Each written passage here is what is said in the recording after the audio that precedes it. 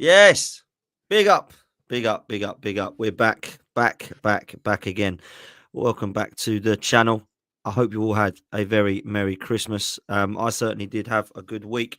And it was topped off with 3 points by Arsenal last night, but we are going to get into it because it wasn't the best of games. Certainly wasn't the best of performances from either side. So we're going to talk about all things Arsenal. We're going to talk a little bit on Ipswich and how they set up and how teams are setting up against Arsenal to make it difficult for us. We're also going to mention the January transfer window, which is just round the corner.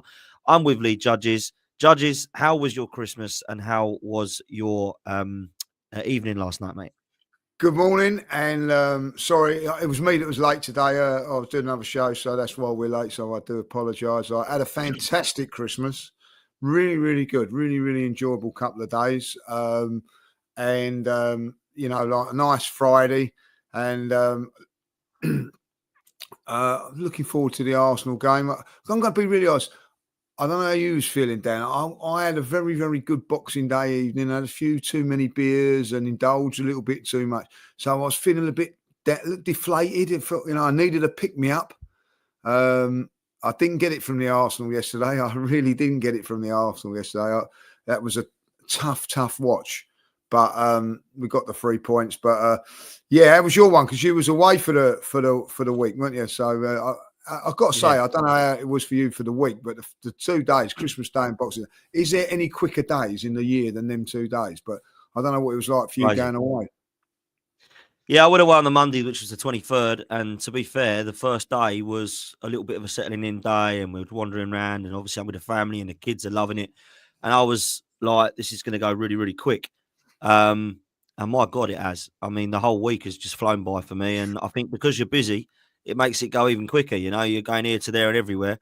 You know, I had a great time, mate. Absolutely love it. It's magical there. Centre Parks is brilliant with the kids. They love it. You know what I mean? So that's all good. And my niece and nephew are 7 and 5. So it's perfect age really for Christmas. Do you know what I mean? You know, they loved it and that was all good.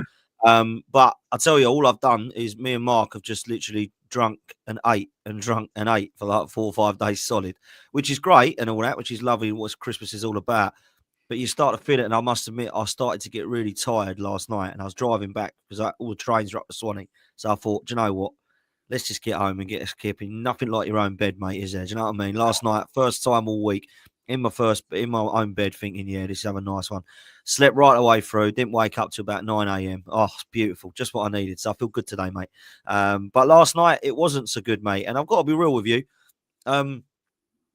The team news never ceases to amaze me with Mikel Arteta. I don't think I've ever, in 5 years of you being here, got a team selection correct. If I'm honest with you, mate, it just seems to keep surprising me. No Partey, which surprised me. Havertz in midfield, which surprised me a little bit even more. Good to see that Jesus got the reward of a start, but I kind of expected that with Saka being out.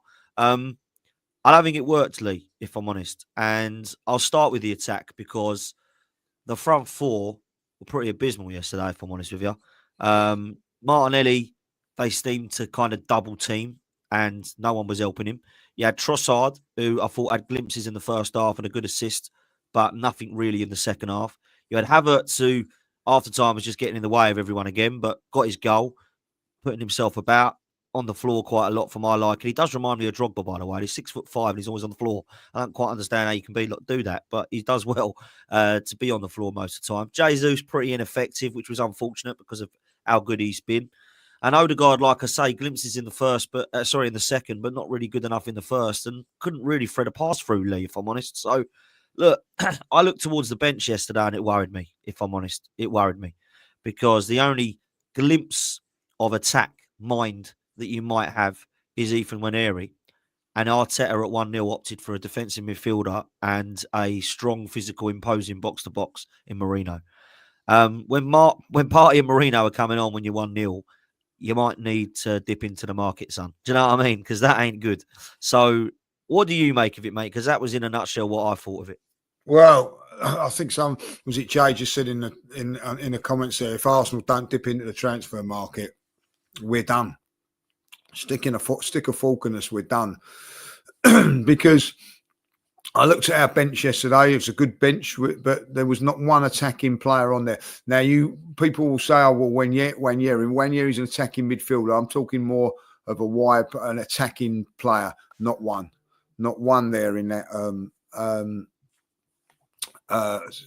on the bench. I have to say, there was glimpses apart from the goal taken. It was great. Trossard done well. Martinelli done well on the right to get the cross in. Trossard done well to get it back and a tap in from Havertz. I am then struggling to see what all of them done after that. And you can take them individually. Let's take them.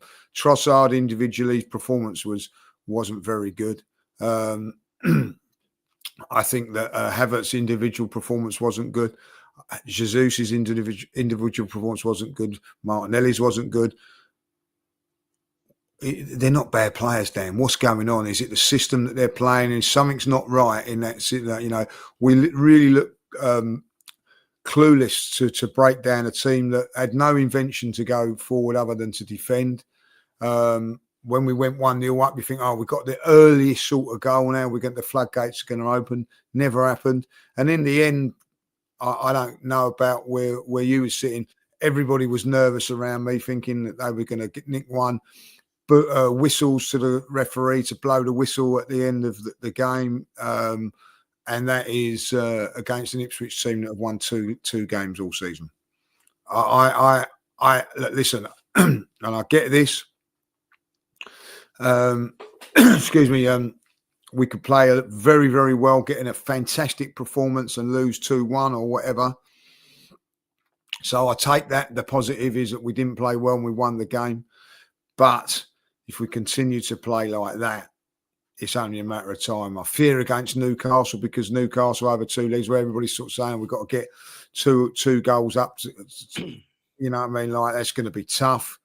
I didn't see anything yesterday that makes me think that Arsenal are going to win the league. I watched the Liverpool game the night before. They looked like opening up Leicester every time they went forward. It doesn't look like that with us. It's like get the ball, get into an area. How many times yesterday did our wide players get the ball and then play it back? And then it went from the midfield to the wide player on the other side, who then done exactly the same thing. Twice we went past players from Declan Rice and Odegaard. One we got a free kick and another one we got a shot. There was no inventiveness from the team. I get it that Wanyeri can play wide. I think somebody just said in the comments, I think it was Harvey, you can play wide. Okay, all right. I've not seen it. It's a bit of a gamble to say it. I do think that he is probably the most like Saka player because he can cut in on the left and all that. But I don't know what they're going to do. I don't really know what they're going to do. But if they don't get something in the transfer window, Dan, I think we all know we're done. And I think what I see yesterday, my hopes of us winning the league dwindled yesterday, even though we won the game. I looked at it and I thought, this is not sustainable. We're not going to be able to mount a title challenging team and get enough goals, enough creativity, enough danger in our team to beat and catch Liverpool. I don't see it. We've lost our star man, which is a massive. Someone like, if he played yesterday, I think maybe we win a little bit more because he'd do something a little bit spectacular. We haven't got that now, Dan. It's gone. And it's not just gone for weeks, because coming back home on the train, got the news that he has operation. Now, a week ago, well, whenever it happened, there's going, they don't need an operation. I was thinking, thank God, that means it's a 6 weeks thing. As soon as you're having operations on hamstrings, Dan, you know what I mean? Like that's not good. That is not good. You can, what's the word I can say? Like, you know what I mean? Cover it up as much as you like. That is now a season-defining injury, that. I think that might be him done till about March, April. At the earliest. Yeah. You've written him off for the season pretty much then. Yeah. It's a massive worry, Lee. That's a 3 massive months. worry. 3 months. 3 months. You know what I mean? It's a bad, bad injury. Yeah, Fergus has just said here. Remember Bellerin after his hamstring operation. It's true. It's true. He was awful after that. Listen, I played with a player who was a very, very good player, and he had to have an operation. I didn't see him for a season. Didn't see him for a season. I know it's different, that sort of level, but when you're talking operations and all that, like for hamstrings, you know what I mean? It's not good, Dan. It's really not good. I would say that's probably, well, I think you got to look at it now, and we don't want to be doom and gloom about everything because we're still in a fantastic position. But January is now so important on and off the field. We've got FA Cup in this month. We've got the Champions League in this month. We've got the semi-finals of the Carabao Cup, and also we've got league games in this. Like, you know what I mean? We've got to.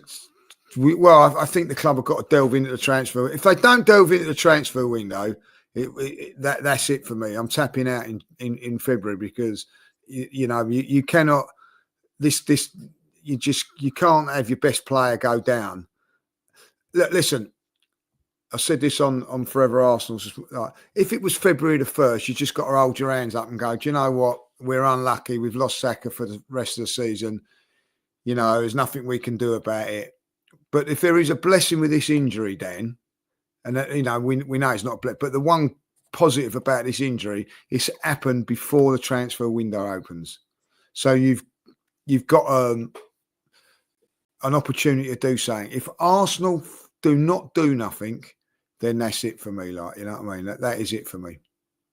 I think you're right, and I just want to mention Saka for a second. This is no blame that I'm putting on because, ironically or typically, Mikel Arteta actually rested him for the Carabao Cup game. And then lo and behold, he went and got injured in the game where he did play him.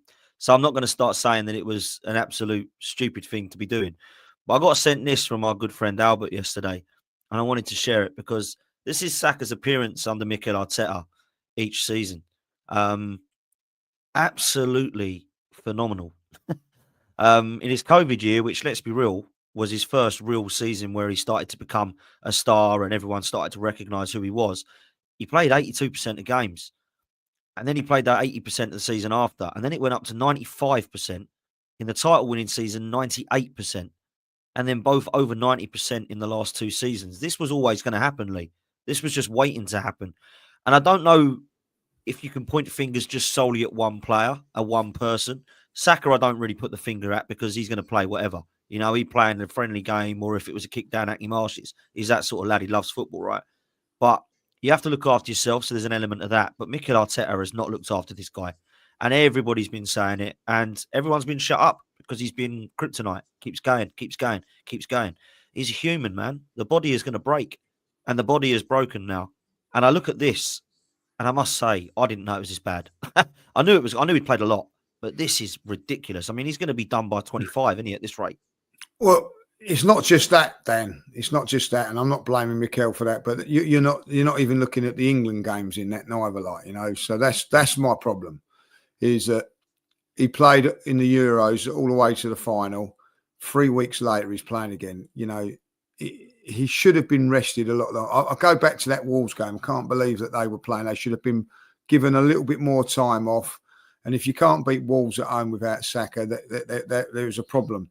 We played Saka and we played Rice.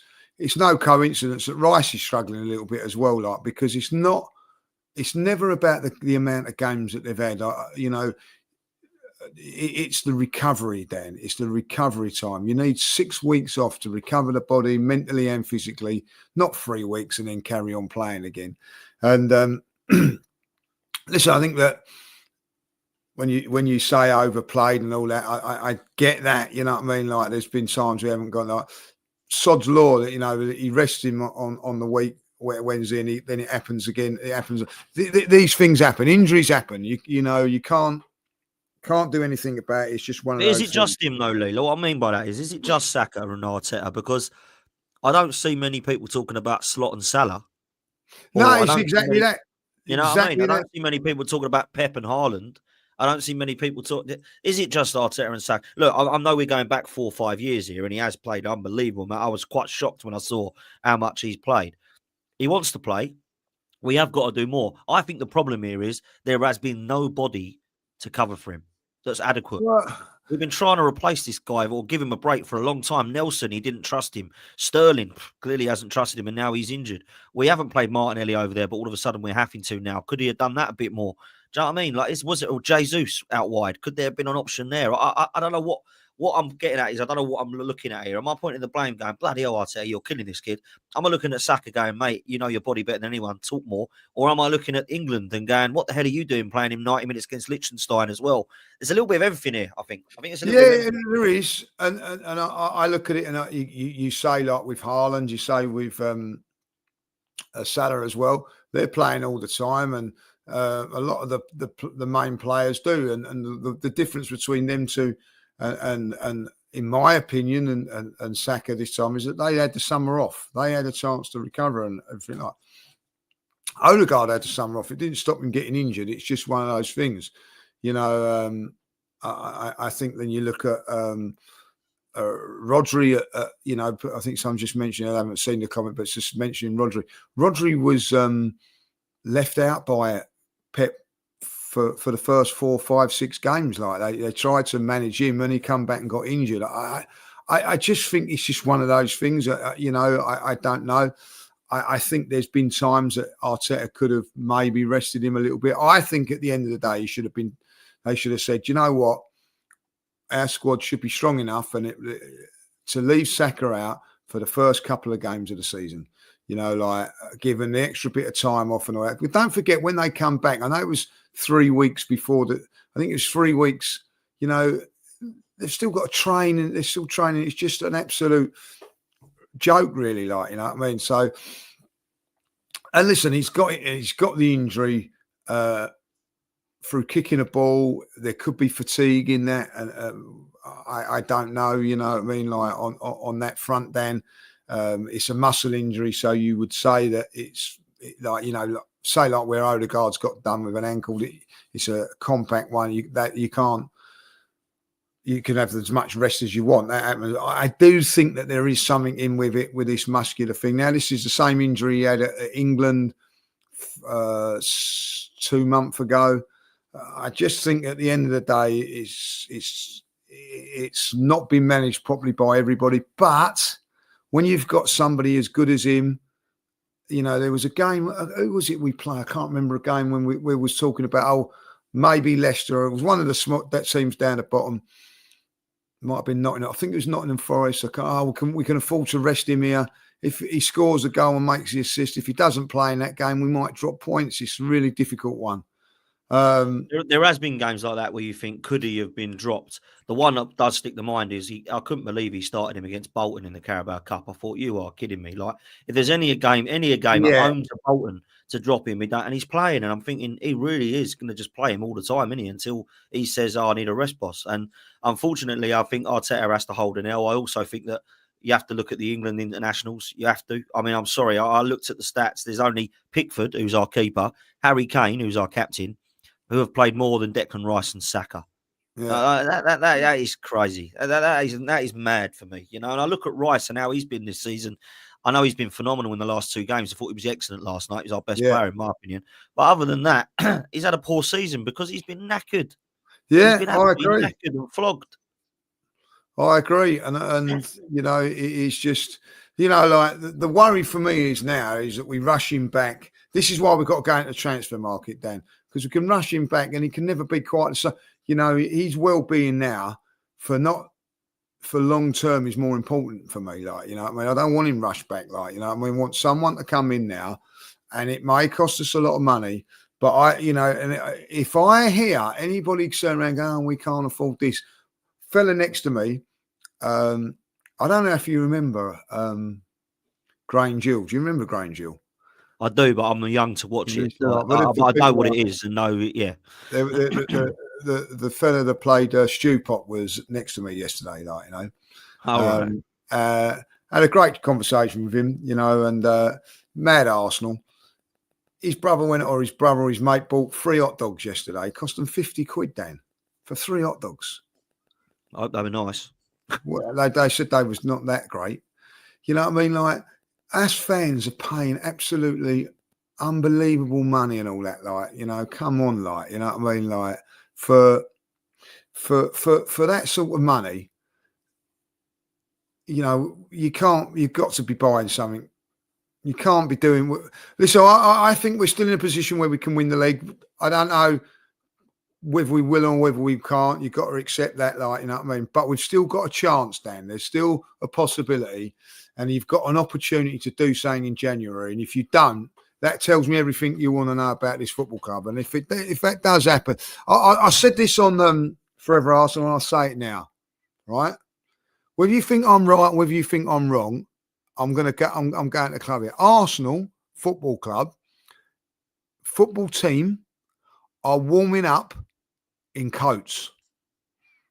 Not warm-up tops. They are warming up in coats to try and sell them on which are incredibly expensive. I don't know if you've seen how much they are, right? They're a joke, they are warming very up. nice. They're All very of us nice. are nice. They are warming up in a coat, right, to promote a jacket which a lot of fans can't afford. And then they turn around and say, we can't afford somebody in January. That's how much they are. Are they actually 160 quid? Is that what they are? £160, right? And you're asking fans to pay out £160. They are wearing them as a warm-up top. It's a coat, right? It's got leather on the thing. It's embarrassing, Dan. And then you're turning around and saying, oh, we can't afford this and afford that. You know what I mean? It's disgusting. Disgusting. Yeah. So they need to be bringing out some players in this January window. And I'm sorry, £160 for that. I don't know how much. I would never buy it. Like if someone said to me, £15 for a burger. Now, sorry, hot dog. Excuse me.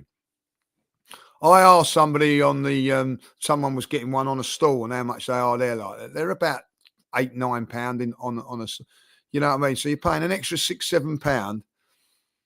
I wouldn't pay it then. I wouldn't pay it, like, you know what I mean? And at the end of it, like, you know what I mean?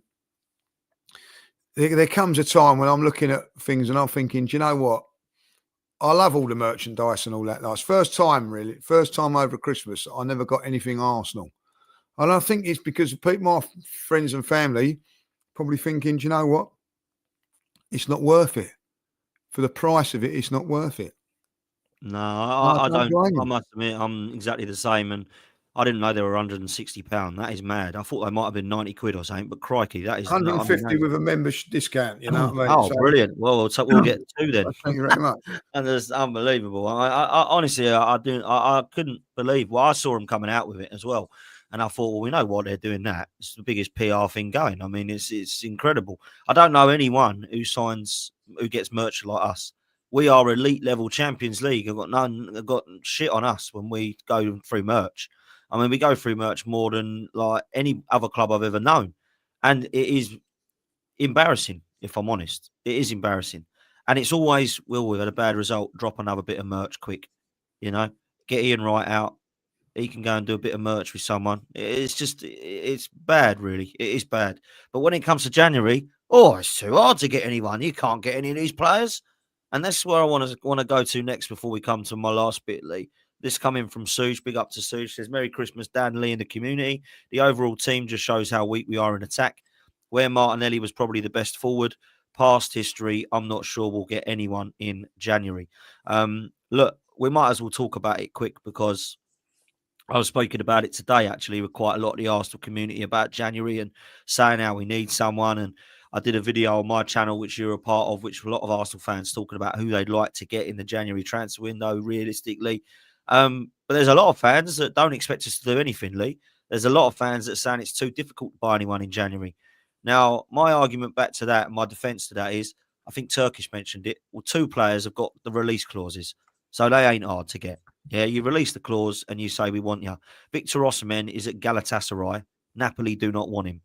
Victor Gyökeres, the other Victor, he's at Sporting Lisbon with a release clause. The manager's just gone. He is going to be leaving. Now, apparently he says he don't wants to go in the summer.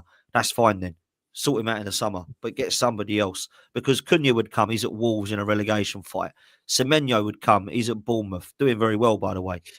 João Pedro would come. He's at Brighton. We're not talking about going and get Real Madrid players here, by the way. We're talking about going and get Premier League players that are playing in trying to qualify for top half of the table. Do you know what I mean? Brian Mbeumo over at Brentford, good player. Yeah, Mohamed Kudus over at West Ham, down the bottom of the table, good player. These are all players that are available that we could get. But a lot of people are saying, "Oh, we won't get them. I won't want to sell them." Well, I don't really want to sell Saka, but everyone's available for the right price, right? If someone come up and said, "Yeah, Saka, we'll give you 500 million," are we going to go, "No"? We're going to say yes, aren't we? So let's just be realistic here. Everybody's for sale with the right price. There's people with release clauses, like Turkish said. Go and get one, man. If we do nothing in this January transfer window, which could happen, by the way, I don't know how anyone can stick behind his owners. I don't know how anyone can step behind the owners and say they're doing everything they can in their power to get the ambition to get us across the line. Because that transfer window in the summer, which I was told was an 8 out of 10 by some Arsenal fans, is nothing short of a shambles. When you brought in a Mohamed El Neni replacement in Marino, when you've brought in a left back that's hardly kicked a ball because he's injury prone, and you've brought in Raheem Sterling as your attack minder, who clearly was not wanted or trusted by him, that is not anything other than a 4 out of 10 window. And in fact, I think it's lower than that. That's being kind. Everybody laughed at that window. Manchester City fans, who fair play aren't doing very well this season, went, "Oh, thank God for that. Jesus, I thought they were going to go and get Isak." Right, we're finishing above them. Liverpool, they were like, "Wow, really? Okay. Well, we've only signed Chiesa, and I thought we were going to be left behind. We're not, because Arsenal ain't serious either." Done. And look at us now. We're bloody struggling. We've got no defenders on it. We've got no attackers on the bench, Lee. Yeah. Well, even when Area is your only player that everyone's excited to bring on, that's a worry. That is a worry, mate. So I'm sorry, man. I think we have to get a couple of players in January, not just one. Not just one player. And that's at the bare minimum for me.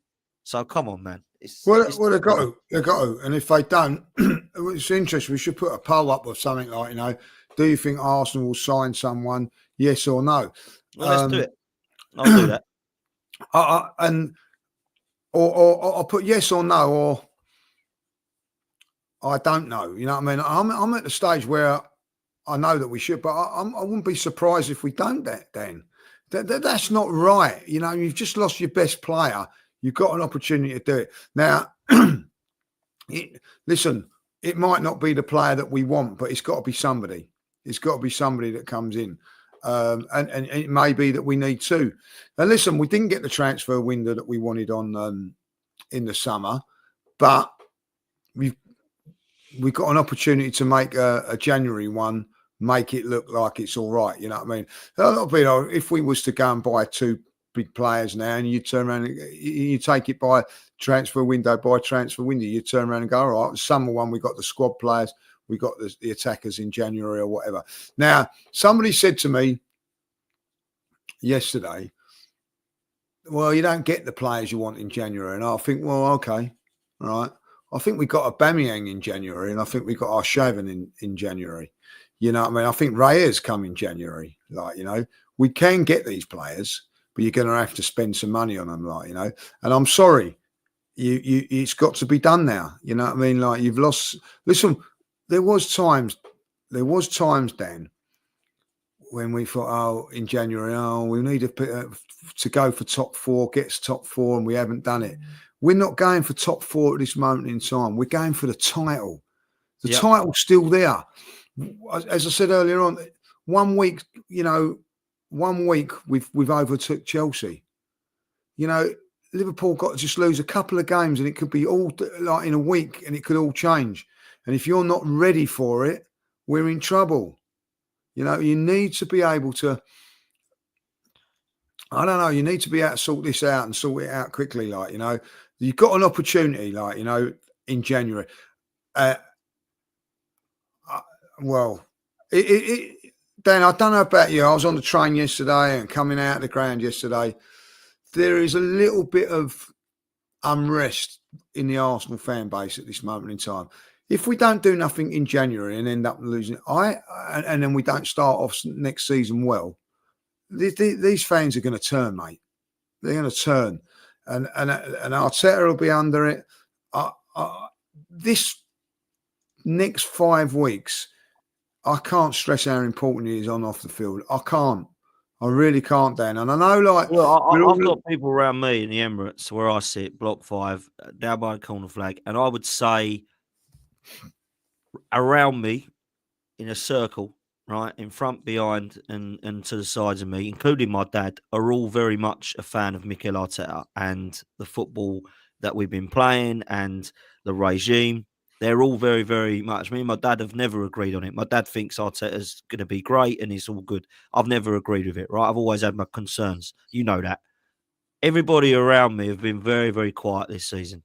Very, very, very, very quiet. I don't mean in terms of like haven't been giving their all and haven't been shouting for the team and haven't been supporting. They're very much like, this ain't good, is it? Very, very much. I don't want that, man. Because that's what happened with Emery and that's what happened with Wenger. And I don't want to go down those toxic days again because it was horrible going to football. It was horrible, and I think there is a section of the fan base that think I want that. Oh, Dan just wants everything toxic so that we can get Arteta out. I don't want that. I want Arteta to bloody win every trophy going. Doing all right. So that's what I want. I don't think that's going to happen, Lee. And I'm just really worried that we're going to go back to those days very, very soon. And we're going to have a cycle of 6-7 years. And then all of a sudden, we're going to be marching down, getting managers and owners out again. I do not want that. I do not want that. We've got to win something, man. It's getting to that stage now where it's going to be, oh, if only this and if only that. I see a couple of my mates yesterday, like after the game, and I'm not going to mention names, but they'd had a skinful. All right. And I said to them, oh, what, how comes you had a few? Oh, well, I had no plans to get a skinful, but I couldn't watch that crap no more. Mad, isn't it? And I thought, wow, and that's how bad it was. You know what I mean? Like that they're having to have a few beers to get through that game yesterday. Now, listen, I don't want it all being doom and gloom. We won the game, and listen, we could be could be even worse if we lost it 1-0. But my point is today is that we've won the game. Don't be happy with that. You know what I mean? If people are turning around and like, oh, but we've won the game, don't be happy with that. I know, it's a worry, isn't it? Because that's what I'm hearing. Oh, it doesn't matter, mate. Just stop moaning. We got the 3 points. Let's move. No, but it's not sustainable. It's not sustainable, is it? You've got to have a look at it and go, look, it's brilliant that we've won the game. Fantastic. But we've got to improve. I haven't seen, and listen, Mikel, you know what I feel about Mikel. I think he's a good man. He's done a great job for us and all that. But I am starting to get doubts, and people keep banging on to me like he ain't going to get us over the line. He ain't going to get us over the line. I see no difference between that Everton game and yesterday. There was a difference. You know what the difference was? Saka's shot was saved by Pickford, and Havertz's shot was not saved by Muric. That was literally the only difference because we created about as much. We were poor in front of goal. We weren't really doing much in the attack. It was very similar, wasn't it? It was very similar, but one of them we get away with 3 points. So it's like, we just move. Well, we don't just move from Everton, though, do we? We talk about the concerns and the issues. Because let's be real, the last kick of that game last night, I'm hoping the referee ain't given a penalty because I've heard something be blown and I'm seeing someone down and I'm thinking, he ain't giving a penalty here, is he? Now, obviously, he hadn't, right? But that's how close we were away from being nervous. That should not be happening with Ipswich at home, bro. Listen, anything can happen. They can have a shot, could deflect and go anywhere and all that. Like, you know what I mean? It's just, it's just. Listen, I look at the game yesterday and listen, with all brilliant from Declan Rice improvisation for the set piece, for the volley, fantastic. You know what I mean? Like work really hard, like all the set piece over, like load up the box and all that. Like Odegaard puts that on a sixpence for him and he smashes it. It's a fantastic bit of ingenious set piece play. You know what I mean? Like it could have been a goal and that's fantastic. Gabriel should have scored from a header. Other than that, the save from Odegaard and the Havertz one, which he miskicked. What else was there really to say? Like we're looking at it now. I watched the Liverpool game the other day. It was on we said it was on the background where people around and all that, like, and it went 1-0.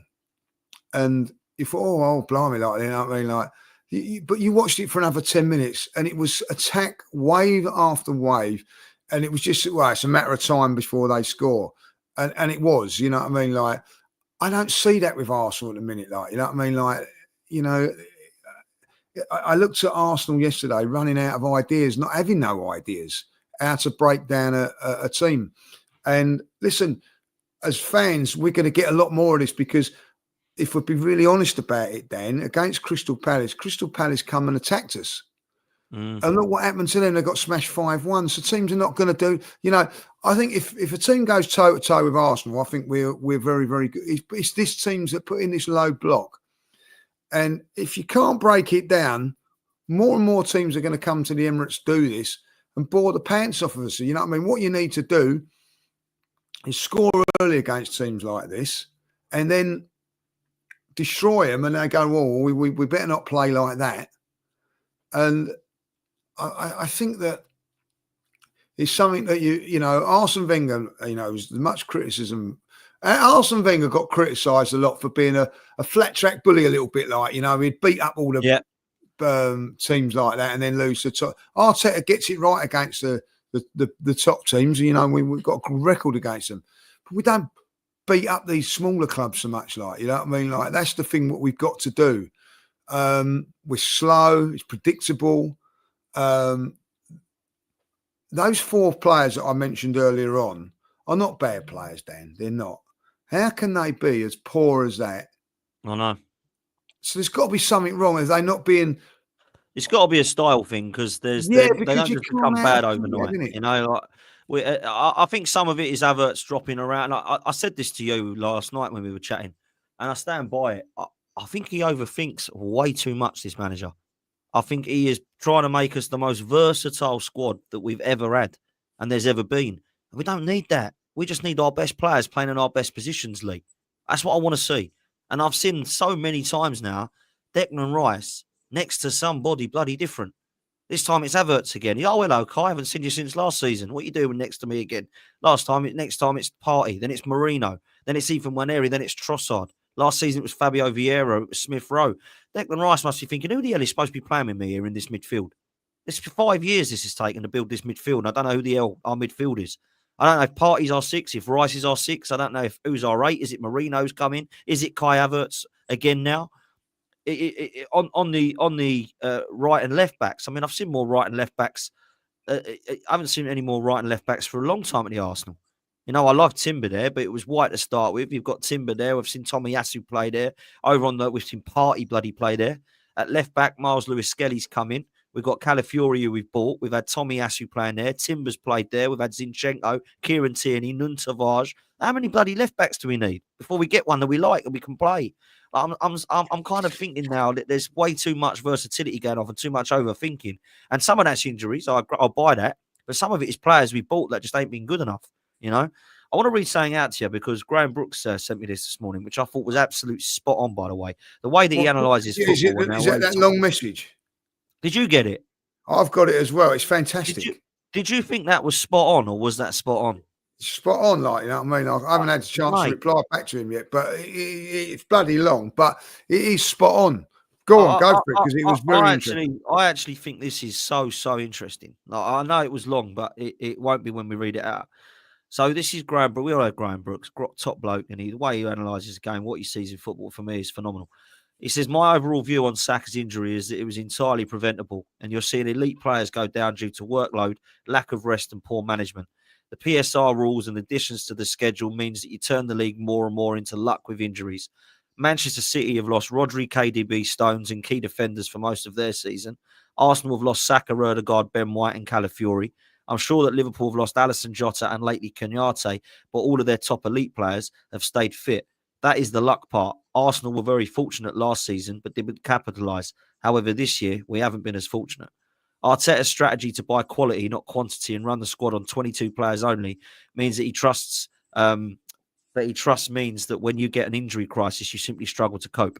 In truth, we haven't been able to rotate enough and build combinations. You saw last night, no connection on the right-hand side between Martinelli and Ødegaard. It looked broken. Arteta's only answer is to go back to Havertz at left, 8, and Jesus at 9. And that doesn't really work for me. We saw that last season. I don't like blaming Mikel Arteta, but he hasn't managed Saka's workload correctly at all. And there was always a danger that this might happen.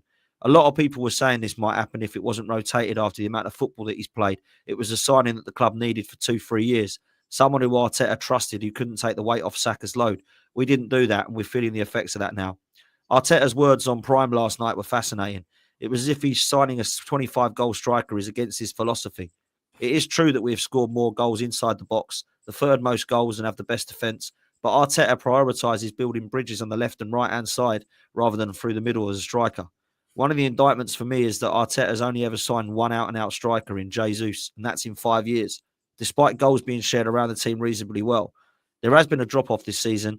Havertz has 12 in all competitions, and Saka's next best with 9.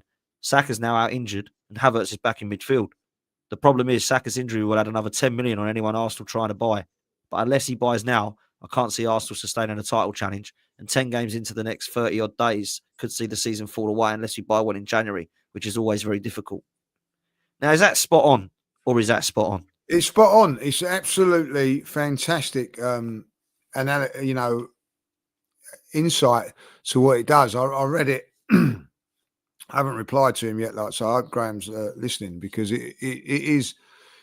It's not being overcritical. It's just putting facts out there that you can't argue with, and the overplaying thing, I think, will always come into it. But I think at the end of the day, it's other way.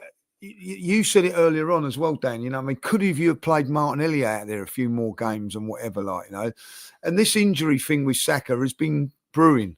There's been little niggles here and there, missed the end of last season, didn't he? And then, he's had issues this season as well. And there are things that have not been addressed. And I like the way that Graham's going, because listen, he doesn't like to criticise Arteta, and there's a lot of people that don't want to criticise him for whatever reason, because he's done a good job, certain things and all that. But there are question marks about it, and he's managing things and all that. Turkish made a great point today and I don't know how you feel about this, and people in the chat say, when Mikel Arteta used to talk about in press conferences and things like that, I might have been really pissed off with him, but afterwards I'm going, yes, I agree with what he's just said there. I'm with you, Mikel. What? When he goes on about it now, when he goes into his press conference now, I'm scratching my head and thinking, really? We played really well there, did we? He used to inspire me a little bit with some of his speeches and whatever, now I'm thinking, I actually get annoyed with him now. I actually get annoyed with him. You're mugging me off a little bit if you're saying we played well here, or we created so many chances. I never was like that with him. I just don't know what it's gone there. Why is he doing that? Because there's been times where he's come out and said, "Yeah, we weren't good enough today. We struggled in this area of the field. It's my turn to turn this around." Now he just seems so content with everything he's seeing. It's like, well, we're going to get there because look how good we're playing. And I'm thinking, but we ain't, bro. We ain't playing well. The style of play is a mess. Our front four can't do anything. We've got no creativity. It looks as if we're defensively stacked but still concede goals. We don't look, in every department, we don't look complete. And we're 5 years into this project, and we don't look like we've completed a department, Lee. I couldn't tell you what our midfield looks like in his eyes. I couldn't tell you what our front three looks like in his eyes. And I'm not quite sure who's our fullback at the moment, who our fullbacks are. So has he completed any department in that time? So we've still got a lot of work to do. I mean, big up to LB. LB said, as we all know, LB, big Man City fan. He says, look, as a rival fan, I've said for at least 2 years, Arsenal needed Saka cover, real cover, not Sterling. And now they've paid the price. This is on Arteta and the director. It's so annoying as an England fan as well. And look, that's real facts. That's facts from what he's saying. He's a Man City fan, by the way. He don't need to say that.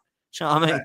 And I get that. And I also I have to say that there's a big worry about it for me is, he might not come back the same after this injury. I don't know. To have an operation on a hamstring is very, very worrying for me. I don't think he's going to come back and be the same Saka straight away, Dan. Sprinting past players and everything like that. I think he's going to be time. They don't really need to be rushing this and everything like that. So I'm a little bit worried about this. And what Arsenal have got to do now is not just look at it for. They have got to get somebody in there now to share that workload with him now because of this injury. Someone coming in now all of a sudden, like, if you're a replacement for Saka, like, you know what I mean? Like, all right, I'm going to come in as Saka, £60 million, right? Where are you going to play? Where are you going to be backing up Saka? He doesn't miss many games. You don't rest him for any games. I ain't coming. Now, it could be a little bit different, like, you know what I mean? Like, you're coming in like as not just a replacement, as a replacement for Saka. You're going to be there to take the workload off of him, playing different positions. I think that could be done, like. And I think that's going to be needed now over the next year, Dan. Next year, for a whole year, he's going to have to be managed completely different to how he's being managed now. So it'll be really interesting to see what happens there. Look, listen, I'm going to say this now. I met Reece Nelson after the Fulham game. Now, Reece Nelson's got a horrendous hamstring injury. He reckons he's going to be out for about 3 months. Okay. Now, he hardly played that much for Fulham, and he's got that injury. It's just one of those things. You know what I mean? You can be rested or not played and get it. You know what I mean? Like, yeah. So I'm not. Oh, there's no doubt in it's bad luck, but I think what was always going to happen was when it was Saka, it was always going to be, you see, because I get it. So you know what I mean? You could have rested him for 3 or 4 games, and he got this injury. So when people are turning around and making this as to bang the drum at Arteta or whatever, I think that's harsh, if I'll be honest, because it can happen at any time. As I just with Nelson's hardly played, and he's picked up this injury. It's just unfortunate. But what could have been happening, and what people I agree with is we could have just managed his, like when he was at that hamstring injury against, who was we playing? Who was England playing? I felt we rushed him back then. Greece, wasn't it? Yeah. Was it Greece? We rushed him back. If we had a proper replacement there and has banged in 3 or 4 goals, you could just turn around and go, do you know what? We don't really... Do you know, like, it's like with Declan Rice at the moment, like 2 or 3 weeks ago, he broke his toe. We was all saying, like, even though he's a £100 million player, if he's not quite fit, that's all right, because we've got Thomas Partey on Jorginho covering it at the moment. We can make sure that he's 100% right. Couldn't do that with Saka. We had to bring him probably back a little bit quicker than what we should have done. That's what I'm saying is wrong. Yeah. Do you know what I mean? No, I agree. I do agree. This super chat comes in from Ryan. He says, I was at the game last night, and for the first time I left early. I genuinely believe it's the tactical approach that's stifling the attack. And I do think there's a problem there. I do think that Mikel Arteta has shown me so many styles of play in 5 years. I don't know what one he wants to utilise. I mean, I can definitely tell you that he can do them all, which is quite impressive. I've seen Diego Simeone ball. I've seen Antonio Conte ball. I've seen Jose Mourinho ball. I've seen Tony Pulis ball. I've seen David Moyes ball. I've seen a little bit of Arsene Wenger and Pep. I've seen a little bit of Klopp, the intensity throughout all of them seasons. I mean, when we started, we were very much free at the back, smash it up to Aubameyang, and let's see how we go. And I didn't mind that because he walked into the job and it was a mess, right? I understood that. Then we kind of started a little bit of both. And we went for top 4. We missed out, and Conte's Spurs got ahead of us. And then we went in the title race, and I thought, this is like Wenger and Pep ball. Actually, it was more like Klopp because it was just intense, and we exhausted right at the end. And then he turned into a little bit of both last season, where he was going quite compact and resolute at the start, and then we blitzed teams at the end. But this season, I don't know what it is. It's kind of like, is it Moyes? Is it Pulis? Is it a bit of Simeone? Like, it's certainly ain't Wenger or Pep or Klopp, that's for sure. Because even when we were beating teams by fives and that, we were scoring set pieces, weren't we?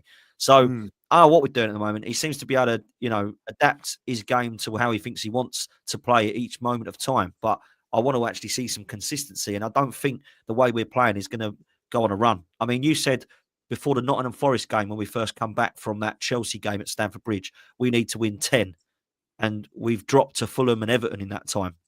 Yeah, and that's not good enough to win a league, because it isn't. But we're still on an unbeaten run. You know what I mean? Let's look at the positives of it. We're still on an unbeaten run. I don't know how many games that's gone now. Like, you know what I mean? But we've got to, you know, 2 difficult games coming up now, and we've got to win those games. Do I see us winning those games? I'm not 100% guaranteed. I'm not 100% guaranteed, Dan, that we can win those games, but we've got to. But we've just got to keep winning and winning and winning. I don't see the way we're playing is sustainable. I really don't, like, you know what I mean? I agree, and it's a big shame. Look, to close, we've got the poll results, which was will Arsenal sign in January? 50% of people believe no. 36 have said yes, and 15 have said they're not sure. So, look, there's a lot of people. Half the people basically believe that we're not going to do anything in January, Yeah, which is that's worrying. bad. It's worrying, like, you know what I mean? You know, that is worrying, like, you know, very It worrying. is. It is. Listen, people, do me a favor. Thank you so much. We're going to close there. Make sure you do hit the like button. Make sure you've hit subscribe. Make sure you follow myself on Football's 12th Man. I'll be live later on doing a show as well. So make sure you go and follow me over there and hit the notification bells on both of the channels. Lee, I'll let you have the last word and see us out, mate, for the weekend. Yeah, listen, if I don't see if we're not on, I'm not sure that we will be, but because I'm going away and whatever, blah blah blah blah blah. Happy New Year to everybody, even if you're a Spurs fan. I wish you a happy New Year. But most of all, be careful out there. Drink is not always good for you. It makes you do silly things. Remember that. Drink sensibly, but have a very, very happy New Year.